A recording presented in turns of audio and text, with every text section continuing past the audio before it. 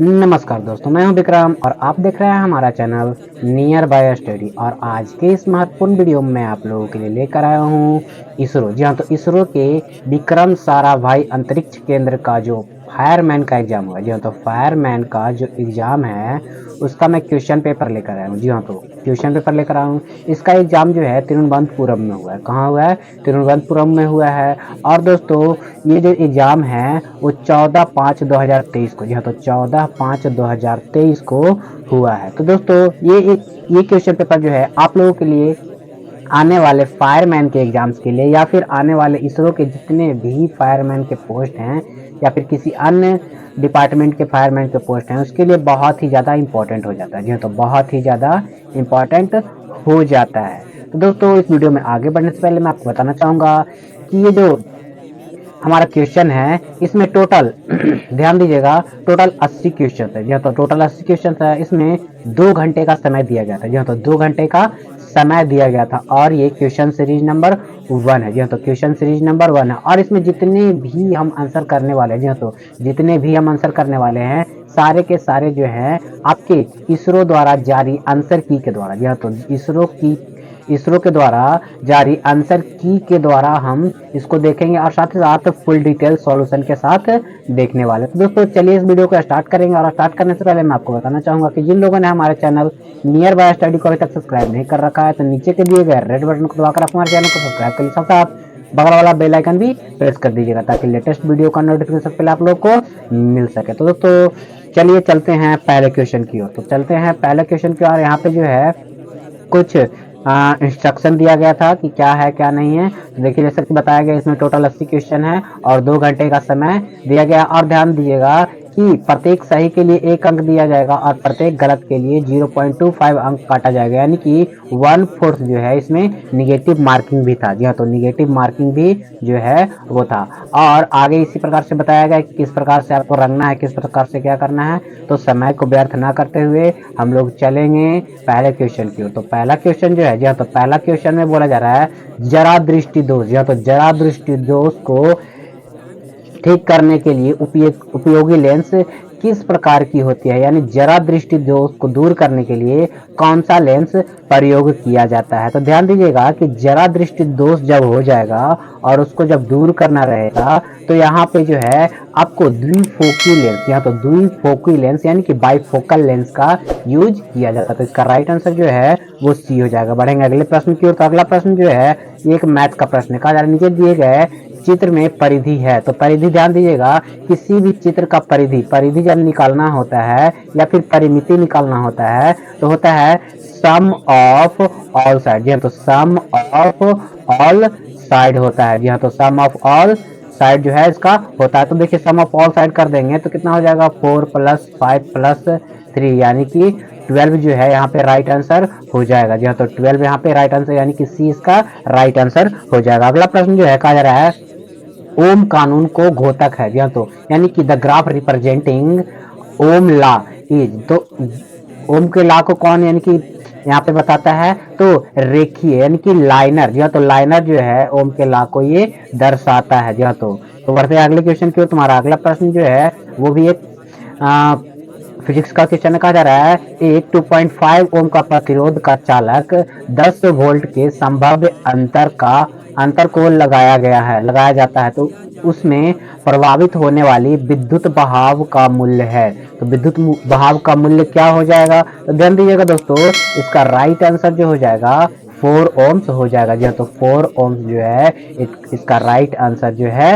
हो जाएगा। बढ़ेंगे अगले प्रश्न की ओर। तो अगला प्रश्न जो है कहा जा रहा है पछाव। जी हाँ, तो पछाव वर्षा मेघ या फिर मेघ पुंज किसके प्रकार है। तो ध्यान दीजिएगा, ये सारे के सारे जो हैं वो मेघ यानी कि क्लाउड बादल के ये क्या है प्रकार है। पछाव मेघ, वर्षा मेघ और मेघ पुंज ये सारे के सारे वर्षा के प्रकार है। अगला प्रश्न है हृदय से शरीर के भिन्न भागों में, क्यों तो भिन्न भागों में रक्त का बहाव से होता है। तो किससे होता है? तो ध्यान दीजिएगा दोस्तों, ये जो है धमनियों से होता है। किसके माध्यम से होता है? धमनियों के माध्यम से, यानी कि इंग्लिश में इसको आर्टरीज कहते हैं। इसका राइट आंसर जो है डी हो जाएगा। बढ़ेंगे अगले प्रश्न की ओर। तुम्हारा अगला प्रश्न जो है कहा जा रहा है यदि एक वस्तु का विस्थापन समय के वर्ग के समानुपाती है तो वस्तु चलती है। तो वस्तु जो है कैसे चलती है, तो इसका राइट आंसर जो है एक समान गतिवर्धन से। यहाँ तो एक समान गतिवर्धन से जो है चलती है, यानी कि यूनिफॉर्म एक्सेलरेशन से वो वस्तु चलती है। इसका राइट आंसर बी हो जाएगा। बढ़ेंगे अगले प्रश्न की ओर। तुम्हारा अगला प्रश्न में है, एक फुटबॉल के खेल में गोलकीपर गोल पर फेंके गए गेंद को पकड़ने के बाद अपने हाथों को पीछे की ओर खींचता है, इसे गोलकीपर, या तो इसे गोलकीपर क्यों करता है, तो इसे जो है गोलकीपर जो है आपको संवेग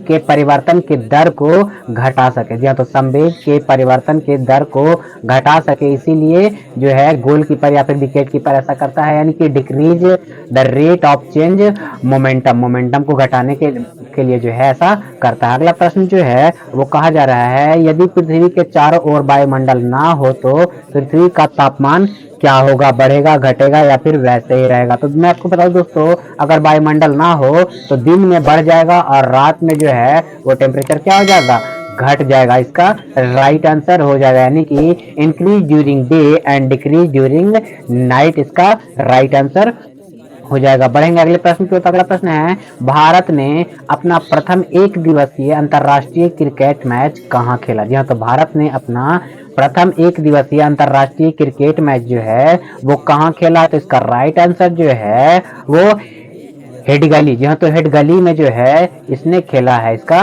राइट आंसर बी हो जाएगा। बढ़ेंगे अगले प्रश्न की ओर। तो अगला प्रश्न है, दो दाहिने वृत्ताकार बेलन त्रिज्या, जी हाँ, तो बेलन के त्रिज्या का अनुपात 1:2 है, उनकी ऊंचाई का अनुपात 1:4 है, तो उनके आयतनों का अनुपात क्या होगा। तो ध्यान दीजिएगा दोस्तों, अगर हम आयतन निकालेंगे, तो आयतन निकालेंगे तो होता है 2πr/h, यहाँ तो 2πr/h, तो दोनों साइड यही हो जाएगा अनुपात में देने के बाद 2πr/h। तो ध्यान दीजिएगा यहाँ पे 2π से 2π जो है आपको कैंसिल हो जाएगा। r का वैल्यू जो है एक में 1 है, जी हाँ, तो एक में ध्यान दीजिएगा 1 है, क्या है आपका आयतन पूछ रहा है, तो 2πr² होता है। जी हाँ, तो πr² 2 नहीं होगा, पाई से पाई जो है यहाँ पे कैंसिल हो जाएगा, और r² की बात करें तो 1 का स्क्वायर करेंगे तो 1 ही होगा, और इंटू 4, यहाँ पे ध्यान दीजिएगा 2 का स्क्वायर करेंगे तो 4 हो जाएगा, और इंटू 1, यानी कि 4:4, अगर कट जाएगा तो 1:1 यहाँ पे जो है राइट आंसर आ जाएगा, यानी कि इसका राइट आंसर जो है ए 11 का राइट आंसर ए है। अगला प्रश्न जो है वो कहा जा रहा है, यदि एक त्रिकोण का एक कोण अन्य दो कोणों के कुल योग के बराबर है तो वह त्रिकोण होगा। तो ध्यान दीजिएगा, अगर ऐसा प्रश्न कहा जाए तो इसका राइट आंसर जो है वो क्या हो जाएगा, समकोण, क्योंकि समकोण त्रिभुज में, ध्यान दीजिएगा, क्योंकि समकोण त्रिभुज में एक एंगल जो है वो 90 डिग्री का होता है, और बाकी दो कोणों का योग जो है, इन दोनों का अगर ए और बी इसको करें तो इन दोनों का योग जो होता है वो 90 डिग्री होता है। इसका राइट आंसर जो है बी हो जाएगा। बढ़ेंगे अगले प्रश्न की ओर। तुम्हारा अगला प्रश्न जो है कहा जा रहा है, एक समबाहुभुजी त्रिकोण का परिधि 60 मीटर है तो उसका क्षेत्रफल कितना हो जाएगा। ध्यान दीजिए, एक समबाहुभुजी, क्या बोला जा रहा है, समबाहुभुजी त्रिकोण के परिधि 60 है, हाँ, तो उसका क्षेत्रफल कितना हो जाएगा। ध्यान दीजिएगा कि यहाँ पे बोला जा रहा है समबाहुभुजी, तो ध्यान दीजिए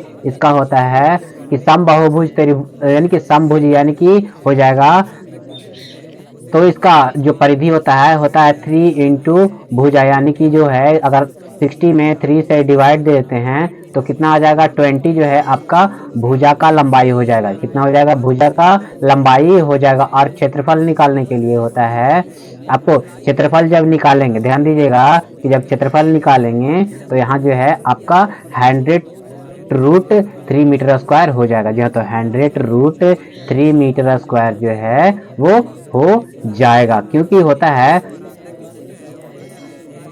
चलते हैं अगले प्रश्न की ओर। तुम्हारा अगला प्रश्न जो है वो कहा जा रहा है, तो अगला प्रश्न में कहा जा रहा है, एक वस्तु को 10% लाभ पर बी को बेचता है, बी 10% नुकसान पर वापस ए को बेचता है, तो इस सौदे में ध्यान दीजिएगा, इस सौदे में क्या होता है, ए को लाभ होता है कि बी को लाभ होता है। तो ध्यान दीजिएगा कि अगर ऐसा प्रश्न बोला जाएगा जी हाँ, तो इसका राइट आंसर जो है कितना हो जाएगा, 11 हो जाएगा। जब सेम लाभ और हानि बोला जाए तो होता है -x²। ध्यान दीजिएगा -x² डिवाइडेड बाई 100 होता है। तो ध्यान दीजिएगा कि यहाँ 10 का स्क्वायर बोला जा रहा है, क्या 10। तो ध्यान दीजिएगा ये 10 वाला इस पे नहीं बनेगा, सॉरी दोस्तों, इस पे ये जो है बनेगा आपको एक फॉर्मूला है। क्या फॉर्मूला है तो मैं आपको बता देता हूँ किस फॉर्मूले पे बनेगा। तो होता है x plus minus y plus minus x plus minus y into plus minus x, और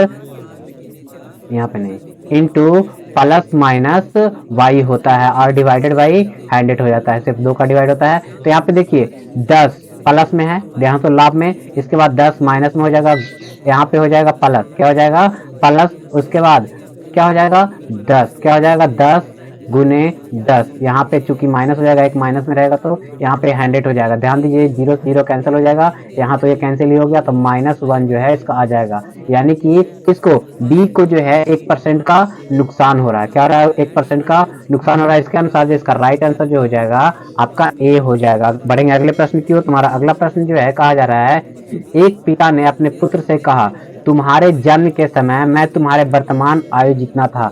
यदि पिता की आयु अब 50 वर्ष है, क्या है 50 वर्ष है, तो 4 वर्ष पहले पुत्र की आयु कितनी थी। जी हाँ, तो 4 वर्ष पहले पुत्र की जो आयु थी वो कितनी थी। तो इसका राइट आंसर जो है इसके अनुसार 21 हो जाएगा। कितना हो जाएगा 21 हो जाएगा। देखते हैं कि कैसे यहाँ पे सोल्व हो सकता है। तो बोल रहा है तुम्हारे वर्तमान आयु जितना था, बोल रहा है कि एक पिता ने अपने पुत्र से कहा, तुम्हारे जन्म के समय मैं तुम्हारे वर्तमान आयु जितना था। यदि पिता की आयु अब, यानी कि अभी जो है वो 50 वर्ष है, कितना है 50 वर्ष है, तो उस समय जो है 50 माइनस x हुआ करता होगा। यहाँ तो क्योंकि अगर पुत्र का आयु हम x मान लेते हैं तो उस समय कितना हुआ करता होगा, तो 50 माइनस x हुआ करता होगा।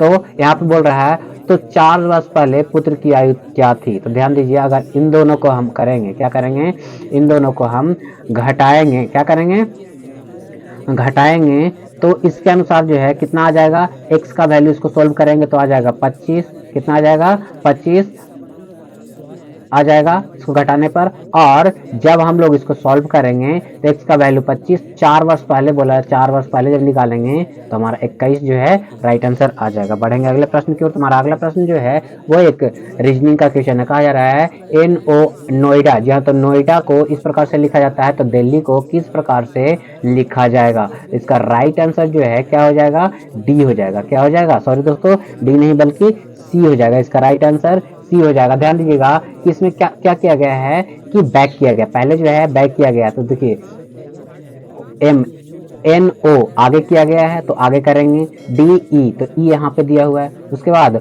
OP ध्यान दीजिएगा तो EF हो गया, उसके बाद जो है आपको IJ तो LM हो जाएगा, ध्यान दीजिएगा। और उसके बाद D के बाद क्या है E, तो यहाँ पे क्या हो जाएगा, H के बाद I हो जाएगा और I के बाद क्या हो जाएगा, J हो जाएगा। तो इसका राइट आंसर जो है सी हो जाएगा। बढ़ेंगे अगले प्रश्न की ओर। तुम्हारा अगला प्रश्न है, कहा जा रहा है एक घड़ी या तो एक सही घड़ी प्रातः 7 बजे समय दिखाती है। क्या करती है, 7 बजे समय दिखाती है। दोपहर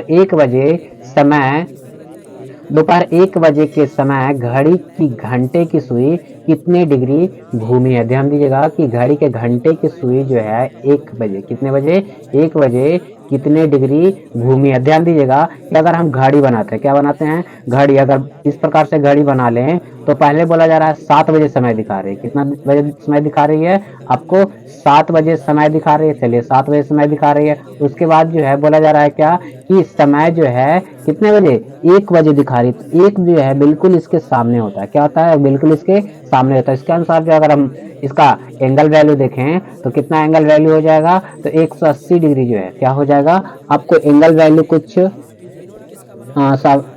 प्रातः 7 बजे का समय दिखाती है। तो दोपहर के 1 बजे समय घंटे की सुई कितनी डिग्री घूमेगी। तो ध्यान दीजिएगा इसका राइट आंसर जो है कितना हो जाएगा, आपको 180, यानी कि पूरे 180 डिग्री का एंगल यहाँ पे बना रही है। बढ़ेंगे अगले प्रश्न की ओर। तो अगला प्रश्न जो है वो भी रीजनिंग का प्रश्न है। कहा जा रहा है कि 1 2 6 15 31 56 और 91 इसमें गलत श्रेणी बताना है। क्या करना है? गलत श्रेणी जो है आपको बताना है। तो ध्यान दीजिएगा कि गलत श्रेणी की अगर बात की जाए तो 91 जो है इसमें राइट आंसर है और गलत में यानी कि बताया गया है। तो इसके अनुसार जो अगर हम इसको सॉल्यूशन करने का कोशिश करें, इसमें एक ऐड किया गया है, यह तो इसमें एक ऐड किया गया है, इसमें 4 ऐड किया गया है, इसमें 9 ऐड किया गया है, इसमें कितना ऐड होगा? तो इसमें जो है 16 ऐड होगा, इसमें जो है 25 ऐड होगा, इसमें जो है ध्यान दीजिएगा 36 ऐड होगा। क्योंकि देखिए 1 का स्क्वायर, 2 का स्क्वायर, 3 का स्क्वायर, 4 का स्क्वायर, 5 का स्क्वायर, 6 का स्क्वायर, तो 36 जब ऐड होगा तो कितना हो जाएगा? आपको 92 होना चाहिए, लेकिन है कितना? 91। तो ये पद जो है आपका गलत है। अगला प्रश्न में जो है बोला जा रहा है पत्रों में हरा रंग, ध्यान दीजिएगा पत्रों में हरा रंग किसके कारण उपस्थित होता है? पत्रों यानी कि पत्तों में, तो पत्तों में जो हरा रंग उपस्थित होता है वो क्लोरोफिल के कारण होता है, यानी कि इसका राइट आंसर जो है वो सी हो जाएगा। बढ़ेंगे अगले प्रश्न की ओर। तुम्हारा अगला प्रश्न जो है रेडियो का संबंध एफएम से है। जी हाँ, तो रेडियो का संबंध एफएम से है, तो एफएम से किससे संबंधित है? तो ध्यान दीजिए, तो इसका राइट आंसर जो हो जाएगा आवृत्ति मॉडुलन यानी कि फ्रीक्वेंसी मॉड्यूलेशन से जो है इसका संबंध है। तो ध्यान दीजिए यहाँ पे क्या कहा जा रहा है कि एफएम जो चलता है तो किसके से चलता है? तो आवृत्ति जो है हर्ट्ज, यानी कि उसमें लिखा रहता है 90 हर्ट्ज, 20 हर्ट्ज ये बैंड है। अगला प्रश्न जो है हमारा कहा जा रहा है कि हमारे देश में प्रति वर्ष फिल इन द ब्लैंक पर राष्ट्रीय अग्नि सेवा दिवस मनाया जाता है। तो ध्यान दीजिएगा अग्नि सेवा दिवस की बात की जाए तो 14 अप्रैल को कब मनाया जाता है? 14 अप्रैल को जो है अग्नि सेवा दिवस जो है वो मनाया जाता है, जो आपके लिए बहुत ही ज़्यादा इंपॉर्टेंट है। ये क्वेश्चन हो सकता है बार बार दोहराया जाए क्योंकि आपको फायरमैन के क्वेश्चन में एक ऐसा क्वेश्चन पूछा जाता है। अगला प्रश्न जो है कहा जा रहा है भारतीय मानव अंतरिक्ष उड़ान कार्यक्रम को कहा जाता है। तो क्या नाम दिया गया है उसे? भारतीय मानव अंतरिक्ष उड़ान कार्यक्रम को ध्यान दीजिएगा तो इसे जो है वो आपको गगनयान, किस नाम से? गगनयान जो है इसे नाम दिया गया है या फिर गगनयान कहा जाता है। अगला प्रश्न है किसकी उपस्थिति के कारण मनुष्य में लाल रंग होता है? तो रक्त का रंग जो है वो लाल होता है। तो ध्यान दीजिएगा दोस्तों हीमोग्लोबिन के कारण, किसके कारण? हीमोग्लोबिन के कारण जो है मनुष्य के शरीर के रक्त का जो लाल रंग है वो हीमोग्लोबिन के कारण। मैं आपको बता दूं रक्त में जो है प्रमुखतः 2 रंग होते हैं, एक लाल और एक सफेद। सफेद रक्त कण जो है वो कम होता है, इसीलिए वो दिखाई नहीं देता। अगला प्रश्न जो है कहा जा रहा है कि जब फिल इन द ब्लैंक तो चंद्र ग्रहण पड़ता है, तो चंद्र ग्रहण जो है वो कब पड़ता है? तो मैं आपको बता दूं दोस्तों, तो चंद्र ग्रहण जो है वो ध्यान दीजिएगा कि चंद्र ग्रहण जो है वो कब पड़ता है? तो पृथ्वी जो है सूरज और चंद्रमा के जब बीच आ जाती है तो चंद्र ग्रहण पड़ता है, यानी कि चंद्र ग्रहण लगता है। अगला प्रश्न जो है पृथ्वी, ध्यान दीजिएगा कि पृथ्वी की परिक्रमा का अक्ष करीबन कितना डिग्री पर झुका हुआ है? तो मैं आपको बता दूं दोस्तों पृथ्वी जो है अपने अक्ष पर, यहाँ तो पृथ्वी जो है अपने अक्ष पर जो है 23.5 डिग्री झुका हुआ है। जी हाँ, तो ध्यान दीजिए पृथ्वी जो है अपने अक्ष पर कुछ इस प्रकार से टिल्टेड है। जी हाँ, तो इस प्रकार से टिल्टेड है यानी कि 23.5 डिग्री का झुकाव। अगला प्रश्न है वायुमंडलीय, जी हाँ, तो वायुमंडलीय प्रदूषण को घटाने के लिए किस उपकरण का उपयोग पेट्रोल इंजन कार में होता है? तो पेट्रोल इंजन कार में जो है किसका प्रयोग होता है? तो इसका राइट आंसर जो है वो कैटालिटिक परिवर्तन, जी हाँ, तो कैटालिटिक परिवर्तन जो है ये प्रयोग किया जाता है इस उपकरण को। तो अगला प्रश्न जो है हमारा कहा जा रहा है सीएनजी, जी हाँ, तो सीएनजी में मुख्य घटक जिसका उपयोग मोटर ईंधन की तरह किया जाता है, जी हाँ, तो मोटर ईंधन की तरह किया जाता है वो क्या है? तो वो जो है आपका मीथेन है। जी हाँ, तो मीथेन को जो है सीएनजी के रूप में किया जाता है। अगला प्रश्न जो है सी ऑफ ट्रंक्विलिटी, जी हाँ, तो सी ऑफ ट्रंक्विलिटी जो है वो कहाँ स्थित है? तो सी ऑफ ट्रंक्विलिटी जो है चंद्रमा के ऊपर जो है वो स्थित है, इसका राइट आंसर है। अगला प्रश्न जो है कहा जा रहा है किस देश, जी हाँ, तो किस देश में एवरेस्ट पहाड़ स्थित है? तो एवरेस्ट जो है आपको नेपाल में है। जी हाँ, तो कहाँ है? नेपाल में है। जी हाँ, तो एवरेस्ट जो है नेपाल में है। अगर भारत में बात की जाए कि हिमालय की सबसे ऊंची चोटी कौन सी है? तो गॉडविन अस्ट्रीज काराकोरम यानी कि K2 है। अगला प्रश्न जो है कहा जा रहा है 2024 ग्रीष्म ओलंपिक कहाँ होंगे। तो 2024 में जो ग्रीष्म ओलंपिक होने वाले हैं, तो जो ग्रीष्म ओलंपिक होने वाले हैं वो पेरिस में होंगे। कहाँ होंगे? पेरिस में 2024 में ग्रीष्म ओलंपिक होने वाले। अगला प्रश्न जो है वो पूछा गया है स्टेनलेस स्टील बनाने के लिए लोहे में मिश्रित मुख्य मिश्र धातु कौन सी है। तो लोहे में यानी कि स्टेनलेस स्टील बनाने के लिए लोहे में जो है कौन सा प्रयोग किया जाता है। तो ध्यान दीजिएगा कि इसे जो है निकेल और क्रोमियम, या तो निकेल और क्रोमियम जो है क्या करते हैं, इसमें मिक्स करते हैं ताकि जो है स्टेनलेस स्टील क्या हो, बहुत ही मजबूत हो। अगला प्रश्न जो है वो कहा जा रहा है, ध्यान दीजिएगा क्या कहा जा रहा है, किस खेल के साथ कास्टलिंग या तो कास्टलिंग गैम्बिट और ड्रा नामक शब्द जुड़ा हुआ है। तो इसका संबंध किस खेल से है? इसका संबंध जो है चेस से है। किससे है? इसका संबंध जो है वो चेस से है। अगला प्रश्न जो है हमारा पूछा गया था 2017 जो तो 2017 में हमारे सौर मंडल में से होकर गुजरे अंतरा तारकीय वस्तु था। तो अंतरा तारकीय वस्तु जो है वो कौन था? तो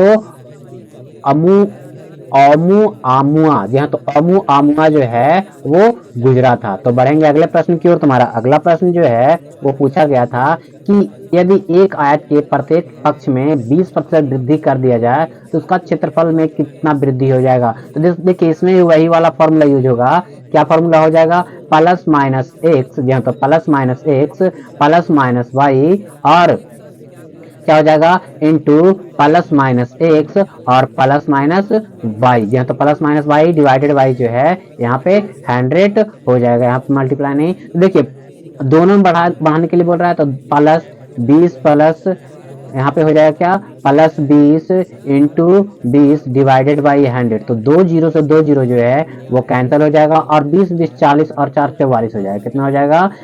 40 प्लस 2 दूना 4 कितना हो जाएगा? 44। यानी कितना प्रतिशत वृद्धि हो जाएगा? तो यहाँ पे जो है राइट आंसर जो है वो सी है, यानी कि 44% जो है वृद्धि हो जाएगा। अगला प्रश्न जो है वो बोला जा रहा है एक समकोण, जी हाँ, तो सम त्रिकोण का आधार कितना है? 48 है और उसका विकर्ण जो है 50 है। तो उस त्रिकोण का क्षेत्रफल कितना हो जाएगा? ध्यान दीजिएगा कि बोला जा रहा है आधार दिया हुआ है, कितना दिया हुआ है? ध्यान दीजिए अगर हम एक समकोण त्रिभुज बनाएं तो आधार जो है 48 दिया हुआ है। कितना दिया हुआ? 48 और कर्ण जो है आपको 50 दिया हुआ। क्या दिया हुआ है? 50 दिया हुआ है। और ध्यान दीजिएगा कि पूछा जा रहा है कि क्षेत्रफल जो है वो कितना हो जाएगा। तो क्षेत्रफल निकालने के लिए सबसे पहले आपको क्या निकालना पड़ेगा? आपको जो है क्षेत्रफल निकालने के लिए सबसे पहले जो है आपको यहाँ से ध्यान दीजिएगा कि आपको यहाँ से लंब निकालना पड़ेगा। क्या निकालना पड़ेगा? लंब, यानी कि ये लंबाई जो है आपको निकालना पड़ेगा, तभी जो है यहाँ से आ पाएगा। तो ध्यान दीजिएगा होता है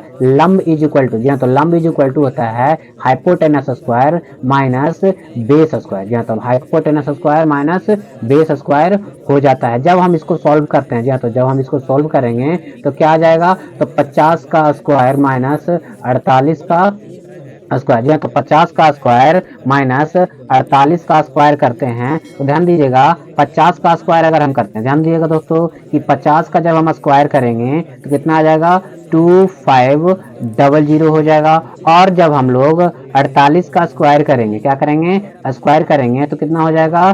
2304 हो जाएगा। जी हाँ, तो 2304 हो जाएगा। और जब इसका जब हम देखेंगे घटा कर देखेंगे तो कितना आ जाएगा? तो देखिए दोस्तों जब हम लोग घटाते हैं तो कितना आ जाता है? तो घटाने के बाद जो है आपको कितना आ जाएगा? तो यहाँ पे जो है ध्यान दीजिएगा कि जब घटाते हैं तो कितना आ जाएगा? 6। यहाँ पे आ जाएगा कितना? तो यानी कि यहाँ हो गया 9, 9 में से 0 जाएगा 9, यहाँ पे कितना आ जाएगा? 1, यानी कि कितना हो जाएगा?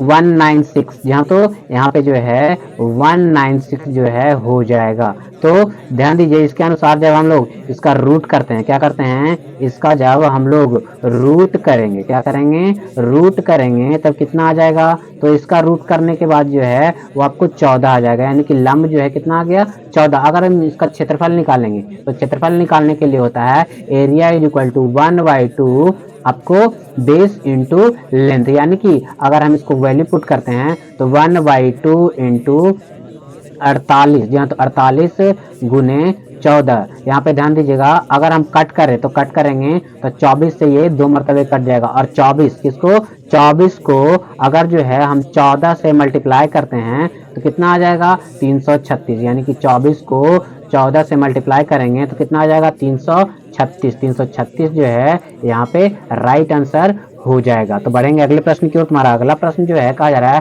प्राकृतिक रबड़ को सल्फर और अन्य यौगिक के साथ गर्म करने की प्रक्रिया जो उस गुण को सुधारती है क्या कहलाती है। तो उस गुण को जो है क्या कहते हैं, तो उस गुण को जो है वो वल्नीकरण कहते हैं। क्या कहते हैं, वल्नीकरण कहते हैं। अगला प्रश्न जो है वो पूछा गया है भारतीय अंतरिक्ष अनुसंधान संस्थान का सतीश धवन अंतरिक्ष केंद्र कहाँ पर स्थित है, यानी कि सतीश धवन अंतरिक्ष केंद्र जो है वो कहाँ पर स्थित है। तो क्या बोला जा रहा है, सतीश धवन अंतरिक्ष केंद्र जो है वो श्रीहरिकोटा में, कहाँ, श्रीहरिकोटा में जो है वो स्थित है। बढ़ेंगे अगले प्रश्न की ओर। तुम्हारा अगला प्रश्न जो है वो बोला जा रहा है इनमें से कौन गैस ज्वलनशील है। जी हाँ, तो कौन सा गैस जो है वो ज्वलनशील है। तो ध्यान दीजिएगा दोस्तों, कार्बन डाइऑक्साइड तो ज्वलनशील है नहीं। यहाँ पे ध्यान दीजिएगा, आर्गन जो है वो अक्रिय गैस है। क्या है, अक्रिय गैस है। कार्बन मोनोऑक्साइड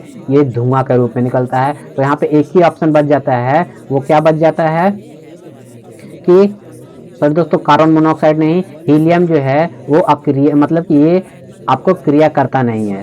तो यहाँ पे जो है कार्बन मोनोऑक्साइड क्या हो जाएगा इसका राइट आंसर, कार्बन मोनोऑक्साइड जो है यहाँ पे राइट आंसर हो जाएगा। अगला प्रश्न जो है वो बोला जा रहा है चार्ल्स के कानून के अनुसार दबाव तापमान के होता है। तो दबाव तापमान के कैसा होता है, तो इसका राइट आंसर जो है सीधे समानुपाती होता है। इसका राइट आंसर जो है ए हो जाएगा। अगला प्रश्न है, ध्यान दीजिएगा, निम्नलिखित में से कौन सा विषाणु रोग नहीं है। तो विषाणु के द्वारा होने वाला कौन सा जो रोग है वो नहीं है। तो इसका राइट आंसर जो है टाइफाइड।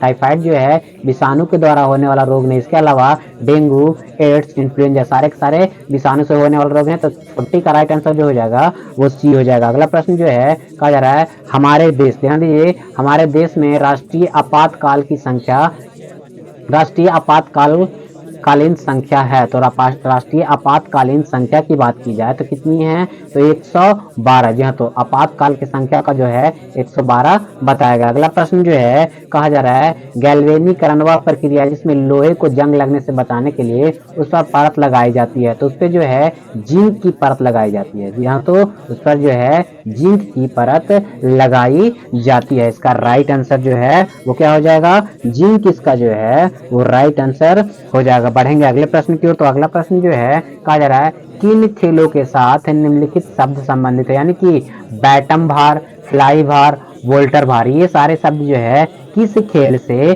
संबंधित है। तो इसका राइट आंसर जो है मुक्केबाजी। मुक्केबाजी से ये सारे के सारे शब्द संबंधित है, यानी कि 43 का राइट आंसर बी हो जाएगा। बढ़ेंगे अगले प्रश्न की ओर। तुम्हारा अगला प्रश्न जो है कहा जा रहा है ध्वनि वायु में संचारित होती है, यदि वायु में संचारित होगी यदि क्या होगा, तो इसका राइट आंसर जो हो जाएगा कण और विघ्न चलन दोनों एक स्थान से दूसरे स्थान में जाती हो। तो ये इसका राइट आंसर हो जाएगा। बढ़ेंगे अगले प्रश्न की ओर। तुम्हारा अगला प्रश्न जो है कहा जा रहा है प्रेशर कुकर में काम करने में कौन सी सिद्धांत है। तो प्रेशर कुकर में काम करने का सिद्धांत कौन सा है, इसका राइट आंसर जो हो जाएगा क्वथनांक बिंदु का उत्तोलन। जी हाँ, तो क्वथनांक बिंदु का जो उत्तोलन है वो प्रेशर कुकर के सिद्धांत का काम करने का सिद्धांत है। अगला प्रश्न जो है कहा जा रहा है एक व्यक्ति 2 मीटर की दूरी के परे वस्तुओं को ठीक नहीं देख सकता, इस त्रुटि को किस डायोप्टर के शक्ति से ठीक किया जा सकता है। तो देखो 2 मीटर बोला जा रहा है, तो 2 मीटर जब बोला जाएगा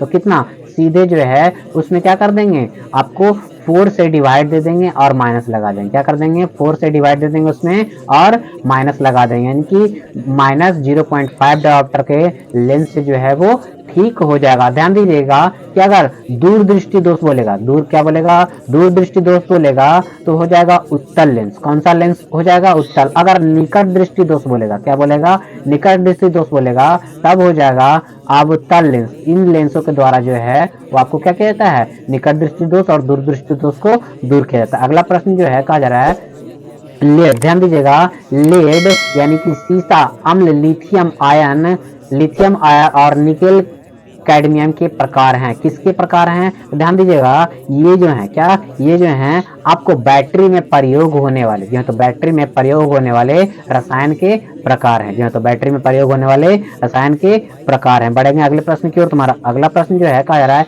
एक वस्तु को, जो है तो एक वस्तु का वायु के संपर्क में आते ही नमी को सोखने का गुण क्या कहलाता है? तो नमी को जो सोखने का जो गुण होता है वो क्या कहलाता है? तो प्रस्वेदन, जी हाँ, तो प्रस्वेदन जो है वो कहलाता है। बढ़ेंगे अगले प्रश्न की ओर। तुम्हारा अगला प्रश्न जो है कह रहा है, सूरज गोलाकार या चपटा नजर आता है, किसके कारण जो है गोलाकार या चपटा जो है नजर आता है? तो वायुमंडलीय अपवर्तन के कारण जो है सूरज गोलाकार या चपटा नजर आता है, यानी कि एटमॉस्फेरिक रिफ्लेक्शन के कारण ये नजर आता है। अगला प्रश्न जो है बोला जा रहा है, जब एक पतली नली में पानी भरा जाता है तो ऐसा लगता है जैसे ऊपर अवतल आकार बना है, यह किसके कारण होता है? तो यह जो है किसके कारण होता है? तो ध्यान दीजिएगा, ये होने का प्रमुख कारण जो है सतही तनाव, यानी कि पृष्ठ तनाव जो है इसका राइट आंसर हो जाएगा, यानी कि सरफेस टेंशन के कारण अवतल आकार बनता है। अगला प्रश्न जो है कहा जा रहा है,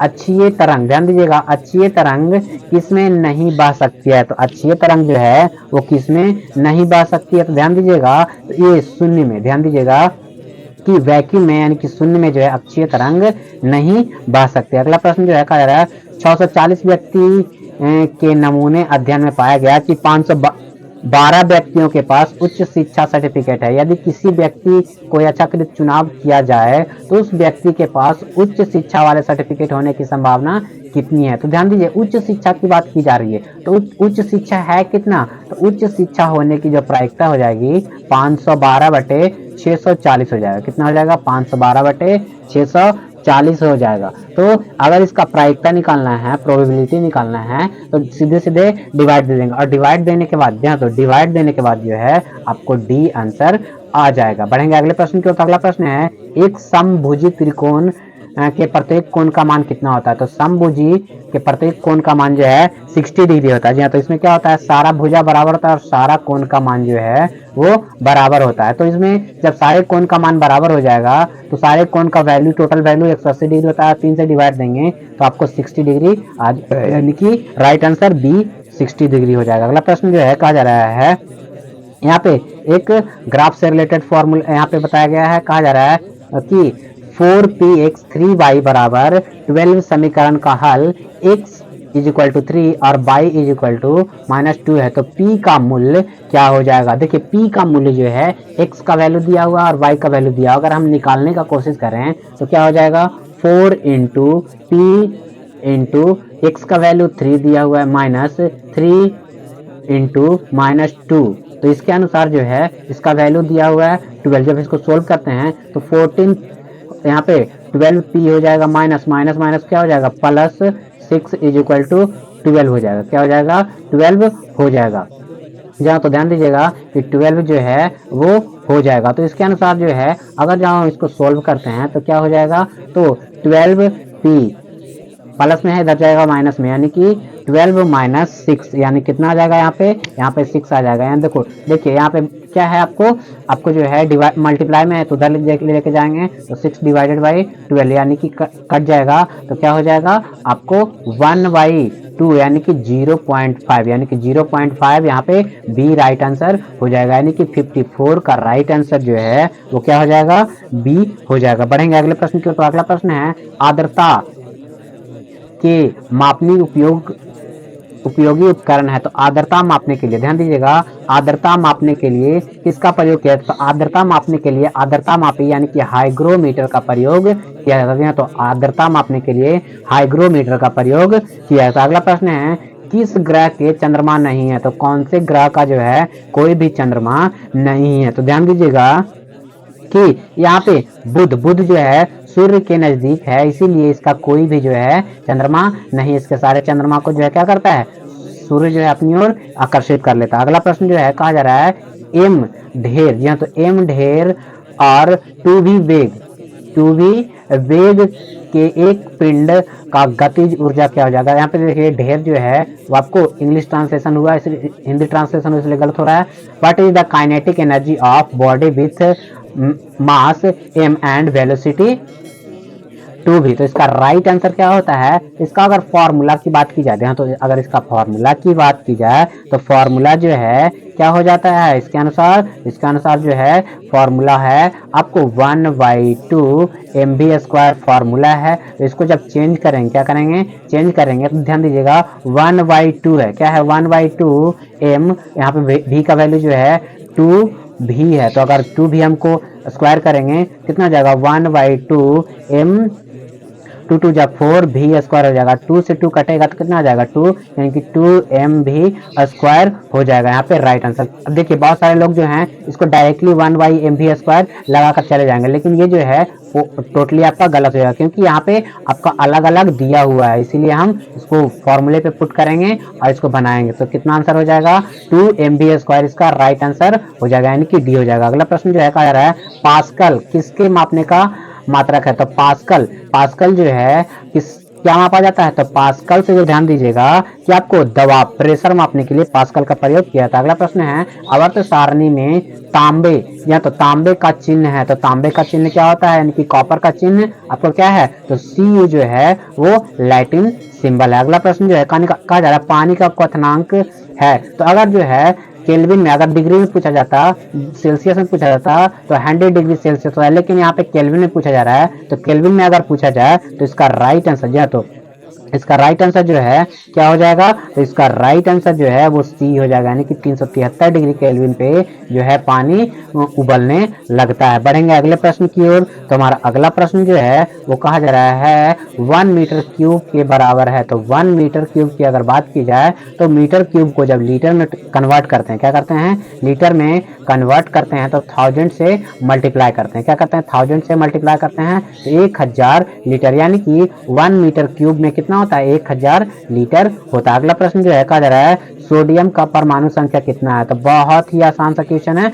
सोडियम का परमाणु संख्या जो है आपको 11 है। यहाँ पे ध्यान दीजिएगा पीरियोडिक टेबल से भी बहुत सारा क्वेश्चन पूछा गया। अगला प्रश्न है इनमें से कौन सा आधार है? जी हाँ, तो कौन सा आधार है? Which one is base? Base में यहाँ पे आधार नहीं होगा बल्कि भस्म होना चाहिए। क्या होना चाहिए? भस्म, यानी कि क्षार। तो कौन सा इसमें से जो है वो क्षार है? तो क्षार की बात की जाए तो NH3 जो है वो एक भस्म है, बेस है। अगला प्रश्न जो है कहा जा रहा है निम्नलिखित में से कौन सा ऊष्मा का खराब चालक है, यानी कि बैड कंडक्टर जो है वो कौन सा है? तो लोहा कंडक्टर है, एल्युमिनियम कंडक्टर है, हीरा आपको कंडक्टर है, कुछ कंडीशन में कंडक्टर है, कुछ कंडीशन में कंडक्टर नहीं है। और रबर जो है वो आपका कंडक्टर तो है ही नहीं, बिल्कुल इंसुलेटर है। ध्यान दीजिए, यानी कि ये क्या है?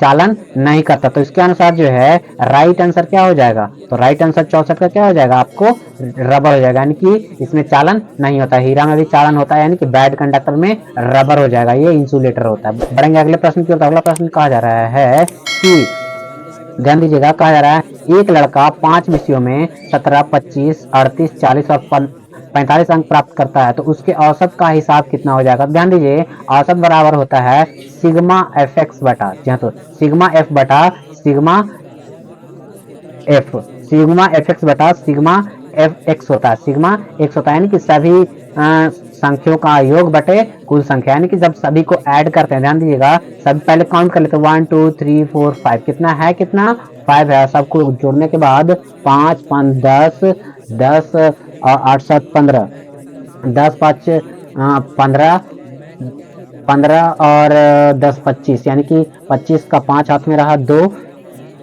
1 2 1 3 3 3 6 6 4 10 10 4 14 और हाथ में 2 रह गया, तो 14 2 कितना हो गया? 16। भागा देंगे तो कितना आ जाएगा? तो भागा देने के बाद जो है 5 तिहाई 15, कितना हो जाएगा? 5 तिहाई 15 और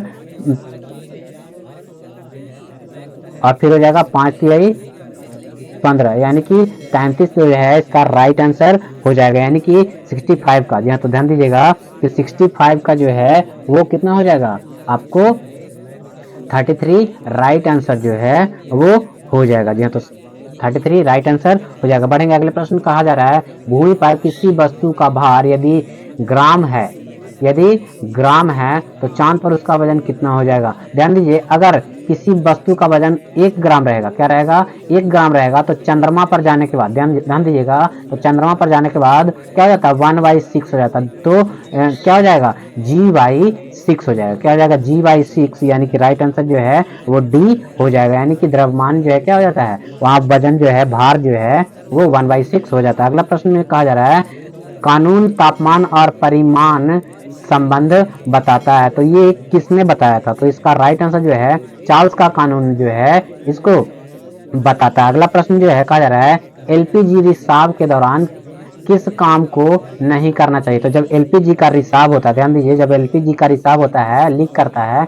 तो क्या नहीं करना चाहिए। तो ध्यान दीजिएगा, खिड़कियां खोलना चाहिए, तो ये सही है। प्रकाश बल्ब को बंद करना चाहिए, यहाँ तो प्रकाश बल्ब को बंद करना चाहिए। तो कोई भी वैसा प्रक्रिया जिसमें स्पार्किंग हो वो नहीं करना चाहिए। एलपीजी रेगुलेटर स्विच ऑफ करना चाहिए, तो ये भी सही है। लोगों को घरों से बाहर निकालना या घरों को खाली करना, तो ये सही है। यानी कि यहाँ पे प्रकाश का बल्ब, यानी कि कोई भी इलेक्ट्रिकल अप्लायंस को बंद या चालू नहीं करना, जिससे स्पार्क होगा और आग लगने का खतरा रहेगा। अगला प्रश्न जो है कहा जा रहा है कि एक काम को 3 दिन में पूरा करता है, बी उसी काम को 6 दिन में पूरा करता है, तो ए और बी मिलकर कितने दिन में करेगा। ध्यान दीजिए, इस प्रकार से बनाने के लिए आपको ए कर रहा है 3 दिन में, कितने दिन में कर रहा है, 3 दिन में। बी कर रहा है इस काम को कितने दिन में, 6 दिन में। अगर दोनों का एलसीएम लेंगे तो कितना आ जाएगा, 6 दिन में। तो ध्यान दीजिएगा, ए कितना भाग करेगा एक दिन में, 2 भाग करेगा। बी कितना करेगा, 1 भाग करेगा। आप बोल रहा है दोनों मिलाकर, तो दोनों मिलाकर कितना हो रहा है आपको, 3 हो रहा है। कितना हो रहा है, 3। तो दोनों मिलाकर कितना हो रहा है, 3।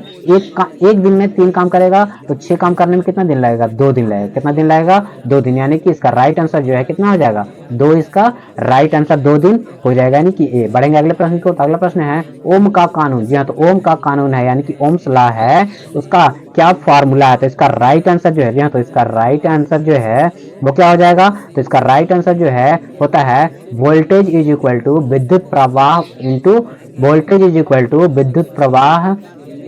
विद्युत प्रवाह इंटू विरोध होता है। यानी कि V is equal to current multiply resistance होता है। तो V is equal to current multiply resistance होता है। अगला प्रश्न जो है कहा जा रहा है कि Na का द्रव्यमान संख्या कितना है। ध्यान दीजिए, Na का द्रव्यमान संख्या कितना है, तो यानी कि सोडियम का जो परमाणु संख्या है वो 11 है। तो द्रव्यमान संख्या जो क्या होता है, लगभग दुगना होता है। क्या होता है, लगभग दुगना से ज्यादा होता है। तो लगभग दुगना से ज्यादा अगर यहाँ पे बात की जाए तो कितना हो जाएगा, 23 जो है इसका राइट आंसर हो जाएगा। यानी कि द्रव्यमान संख्या कितना है, 23 है। अगला प्रश्न जो है, फिल इन द ब्लैंक को मेगा कहते हैं। तो मेगा जो है वो किसको कहते हैं, तो ध्यान दीजिएगा कि यहाँ पे 10 का पावर 6 को मेगा कहते हैं। क्या कहते हैं, मेगा कहते हैं। अगला प्रश्न जो है कहा जा रहा है, इसरो का SSLV विद्युत लघु उपग्रह प्रमोचन यान में संख्या का, तो संख्या के ठोस चरण है। तो संख्या के ठोस चरण की, यानी कि उनके अलग होने का जो चरण है वो कितना है। तो अलग होने का जो चरण है मुख्यतः 3 चरण है। कितना चरण है, 3 चरण है। अगर SSLV की बात की जाए तो सोलर सैटेलाइट लॉन्च व्हीकल होता है। क्या होता है, सोलर सैटेलाइट लॉन्च व्हीकल या फिर स्मॉल सैटेलाइट लॉन्च व्हीकल। या तो सोलर सैटेलाइट लॉन्च व्हीकल या फिर स्मॉल सैटेलाइट लॉन्च व्हीकल जो है SSLV का फुल फॉर्म होता है। अगला प्रश्न जो है कह रहा है, चार्ल्स के कानून के अनुकरण करने वाली गैस को क्या कहते हैं। तो चार्ल्स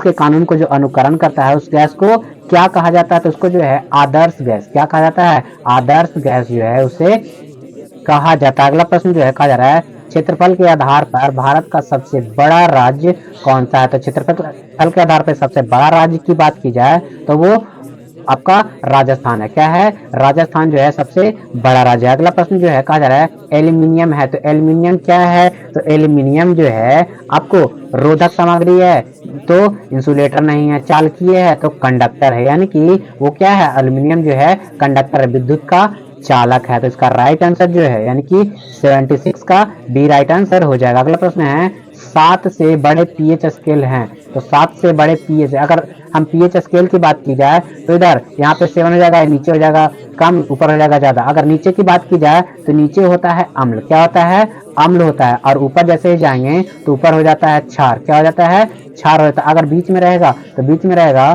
तो आपको उदासीन होगा, क्या होगा, उदासीन हो जाएगा। तो इसका राइट आंसर, अगर बड़े की बात की जाए, ऊपर की बात की जाए तो क्या हो जाएगा, क्षारीय हो जाएगा। इसका राइट आंसर बी है। अगला प्रश्न जो है कहा जा रहा है, मनुष्य का त्वचा, जी हाँ, तो मनुष्य की त्वचा आंखों और बालों को फिल इन द ब्लैंक वर्णकता प्रदान करती है। वर्णकता प्रदान करती है तो इसका राइट आंसर जो हो जाएगा क्या हो जाएगा, बी, यानी कि मेलानिन। रंगों को कौन प्रदान करता है, तो रंग प्रदान करने वाला जो आपका प्रोटीन है वो कौन सा है, मेलानिन। मेलानिन के कारण मनुष्य की त्वचा और आंखों और बालों का रंग होता है। अगला प्रश्न जो है वो कहा जा रहा है NSIL का विस्तृत रूप, यानी कि NSIL का फुल फॉर्म जो है वो क्या होता है। तो NSIL का फुल फॉर्म जो होता है वो न्यू स्पेस इंडिया, जी हाँ, तो न्यू स्पेस इंडिया लिमिटेड जो है इसका फुल फॉर्म है। न्यू स्पेस इंडिया लिमिटेड इसका फुल फॉर्म हो जाएगा। अगला प्रश्न जो है इस वीडियो का सबसे लास्ट क्वेश्चन है, कहा जा रहा है जल, जब जल का तापमान 4 डिग्री सेंटीग्रेड पर पहुंचता है तो उसका घनत्व क्या हो जाता है, तो उसका घनत्व जो है